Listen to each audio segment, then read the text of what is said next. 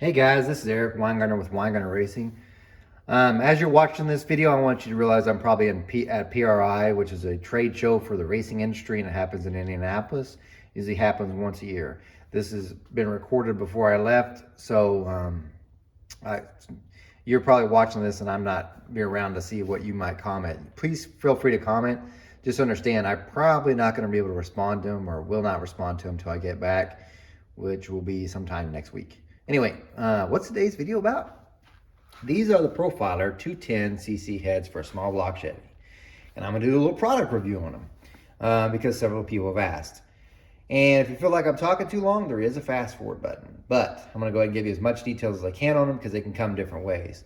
Also, I'm going to compare these heads because I did a previous video where I compared the Profiler 195 versus the AFR 195.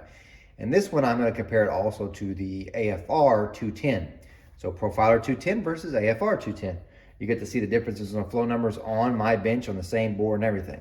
However, I don't have another set of AFR 210s here to look at. I've flowed several sets before and I've got the flow numbers, but I just don't have one to make it a visual comparison. But anyway, let's get started. Now, these are the Profiler 210s. You could actually order them in a bunch of different ways. So I'll tell you the configuration. Of course, it's 210cc intake runner, but you can order the intake valve in a couple different ways. You can order with a 205 or you can order with a 208 intake valve. They all have the 1/600 exhaust valves. This one is 208, so it's going to be flowing on a 208. So when you compare it to the AFR 210, same size valve. But you can get them with the 2055. In all fairness, when you order these profilers from me, whether it be the 205 or 208, I can make it whatever size you want. For instance, these are 208. They're going to end up going to a 2.1 or 210 intake valve because I'm going to end up porting these. So you can get them different ways if you order through me, not through Profiler. Chamber sizes, they offer a 64cc and a 72cc. They also offer a different spark plug. These are angled, but you can also get them straight. Okay, now I do want to point this out because it does get asked from time to time. Right here is a Profiler 195. If you visually look at the outside of the heads, looks like that. It'll say 176-21 and 176-19. There's one way usually you could tell if it's a 210 or a 195, the number on the end. But if you're just, someone had them for sale, let's say on Facebook Marketplace, and you can't tell if it is because they didn't take a picture of the end as the head, here's a visual way for it to help you out. If they did a chamber shot, this right here is the vane, and I actually put new batteries in this, so it's probably going to blind you. It's pretty bright. Oh, there we go. That right there is the vane that comes off the guide. See how thin it is? This is the 210. If you compare that to the 195, it's rounded and much thicker. Easy visualization. This one's always going to be rounded on the 195. The 210 that's always pointed. If you're to look down on the port though, that's another thing, which I'll have to change view to show you, but you'll see a bulge in the port that you won't see in the 210, but you will in the 195. So that's one thing. Let me change the view on the head so you can get a better view of what I'm talking about.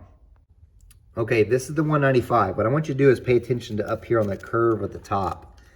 Because the 195 has more of a curve that you will not see in the 210.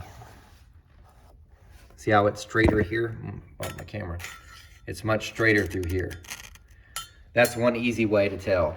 If you look at the outsides and everything, these usually have a thicker divider on the 195 than a 210, which brings me up to this. This is exactly how they come. One of the things I don't like about Profiler is this.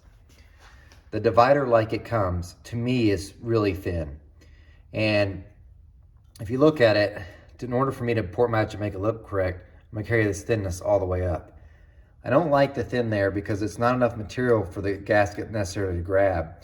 So what I always recommend for customers that run these Profiler 210s is to take some high tack, put it across here, then put your intake manifold gasket on, and then so it attaches so it doesn't get sucked in either way. It also means it's going to require you to trim it because even a 1206 gasket, you're going to have to cut it to fit this. Nature of the beast on that deal. But anyway, there's that. On the 195, it's not near as bad. There's more material, as you can tell. It's the one thing I don't like. There's supposed to be a standard valve spacing head, but I'll warn you, I did a video before. Sometimes the shaft rockers have a hard time fitting. The Jessels, anyway. I have an LGM set that works perfect. The catch is I have a hard time getting a hold of LGM to order it anymore, because I really do like their price. I liked Sheldon dealing with them. Awesome to deal with, except for can't get a hold of them. So I don't know what's going on. They really did do good on shaft rockers, but they fit their heads perfectly. So, but anyway, it's a stud mount. I would recommend, if you ever get them, that you should get adjustable guide plates. And let me show you. These are adjustable guide plates. So they look like this, in case you've never seen them before. And they've got a little hook here. And what you can do is you can loosen your rocker studs here. And you can actually slide them over, if I can get it to move. There you go. You can actually slide them apart. And you can move where the push rod lines up. This way you can get a better alignment, of course, with your rocker itself. Or the rocker comes across here with your push rod and the valve tip with your rocker. So they're very handy. However, when I sell these heads, I don't include the adjustable guide plate. And I'll tell you why. Several customers had a hard time with trying to set them up. Couldn't figure it out. Didn't want to deal with it. So usually I just have regular stamped guide plates. And the hole's slotted enough so you can move the whole thing as it is. That's what I include. Now, if you ever want these, you can upgrade these. And if you ever order the heads from me, there's an upgrade cost. And these are not cheap, I'll promise you that. They're a little bit more than almost double the cost of a regular one. But if you want that, you can get it. Because ideally, the way you set them up is you put your stuff together, you get this where you want it to be, you tighten it down, and then you TIG weld. This way it stays that way, and you're good to go. A lot of people don't want to go through that effort, so they don't. Sometimes they'll just leave it like this, and what can happen is over time, you wouldn't think it would move, but if anything can happen, and it just takes a little bit, and you'd be surprised. I have seen them move. So the idea, ideally, you weld them up after you got them where you need to be. People don't want to mess with it, but that's the way to do it. So anyway, you can get these as an upgrade. I've sold so many of them though. It's not like every customer asks for these. As a matter of fact, it's so rare. So I only bring it up just in case you have that problem. So there's that. That same thing can happen on the 195 as well. Now I do want to brag on Profiler a little bit. I haven't talked about this except for my last video. It seems like their quality is improving. And you might be, what are you talking about? I want to show you this because I think it's important. Their valve job, so this is the 195. This is it. If you notice, the seat is almost right at the deck surface. And I told you before in my other milling video that you really can't mill much off of, and this is the 195, so this is a 202 valve. You really can't mill much off this head because if you do, it hits the seat. What you have is you have these drag marks because the mill, the way it works is it cuts across here and drags across. You'll see these lines are there. So instead what you'd have to do is drop the valve job down first, then mill across. So you're kind of limited there. This is the 195, this is an older head. This is their 210. That's what I mean by quality's improved. It looks like they dropped the seat down. It's like they listened to people, which I really do appreciate. So in other words, they drilled the hole down further and dropped it in. Because of this, you see, that's aluminum above the seat. I can mill between here and there to get there. So that's a huge deal. That means it looks like you take off probably 30 thou before you'd ever touch the seat. 30 thousandths, by the way, is about 5 cc's. So you get it down to 61. Used to be like, dude, 63 was about it because you'd nail the seat. So yeah, that's a pretty nice deal. The valve job itself also looks so much cleaner. Look how shiny this is. And you know, like shiny doesn't matter. It kind of does because I'm so used to redoing every valve job on a profiler because for years they came looking like that and then they didn't seal. I mean, honestly, it has nothing to do so much with appearance, but they just flat out wouldn't seal. This one, I checked, it did. I don't have to do a valve job. Of course I'm going to because I'm going to port them. So I was like, oh my gosh, they improved their quality. The guides used to be way tight, not anymore. they're perfect like they should be, and the valve job's in. They've come a long way. Now, the one thing I do say is they're bowl blended from the factory, as you could tell. Those can vary dramatically. I guess it depends on who's doing them that day. Some of them are really good and some just aren't. What do I mean by this is some will actually get up into the seat insert itself, not the actual seat where the valve's sitting, but in this area, and that really messes up flow. So you can have the wide range of flow because of that. So if they're like, this one's actually really good. If it's like this, it's probably gonna move a pretty good amount of air, and we're gonna find out here in a second. But when they're bad and they up into the seat angles, not necessarily the one that the valve sits on, you're hurting flow, depending on how they do it. So anyway, that's good. I'm gonna show you one more thing before we get the flow numbers. It's got a deep port exhaust. I love it. Good stuff. Usually they flow quite a bit in air. I will say they're not raised up as much as my Dragon Slayer. So like the Brodix Dragon Slayers, their exhaust port, even though it's deep port, it's a little bit higher. These are a little bit lower. Still higher than stock though. They're gonna move some good air anyway. So there's the head. Let me get it on the bench and let's see what it does. Okay, here are the flow numbers. Now this was flowed on a 4155 bore and no exhaust pipe. Okay, 208 valve. Oh, by the way, I used the Brodix valve with the bigger back cut. It's the same one I used from the IK215 head test. The exhaust valve was a PBM, I think it was 1006, which has a 30-degree back cut, just to give you an idea. They just had to be handy. The Brodix one flows pretty good. So here's our numbers. 400 number is 240. That's pretty good for an ass cast head. That's really good. 600, 278. Remember, I carry a 4, 6, 1. That's me. The rest are important. Everything's important, but that's the ones I care about. Primarily, it tells me how good of a head it is. That's a good number.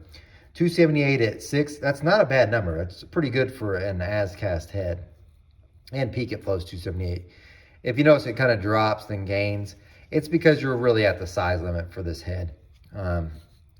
After the porting, it's going to be well over 300. I'm just going to go ahead and tell you.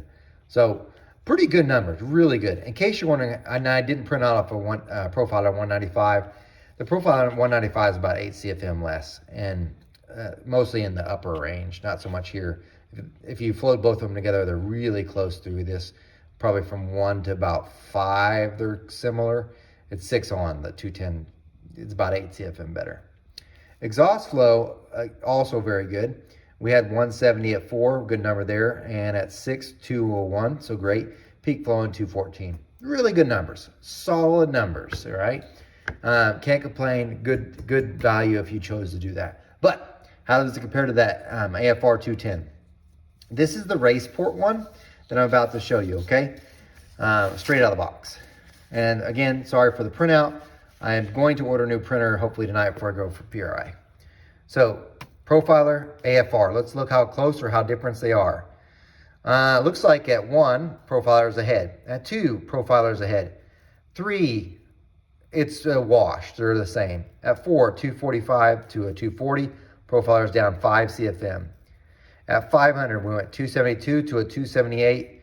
The AFR is better by about, looks like, 5 CFM. This is probably the biggest difference, though. At 6, the AFR is doing 296. Compared to at 6 here, we're at 278. So that's almost a 20 CFM difference.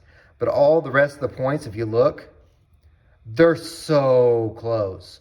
So really the biggest difference comes at 6 and at 4. Well, 4, 5, and 6. That's really the range on the intake flow where the AFR is better. So just in that little window. Now let's look at the exhaust. Better on the AFR, better on the AFR, better. That's just better. That's mostly due to the port work, quite frankly. Remember, the AFR 210 CNC ported, these are just as cast. So if you look at it though, even though that looks like a lot, the exhaust, you cannot compare on a flow bench. I know the numbers you kind of can compare, but you can't tell how good an exhaust port is on a flow bench. If you tried to design it for a flow bench, you'll be disappointed. Intake, you can.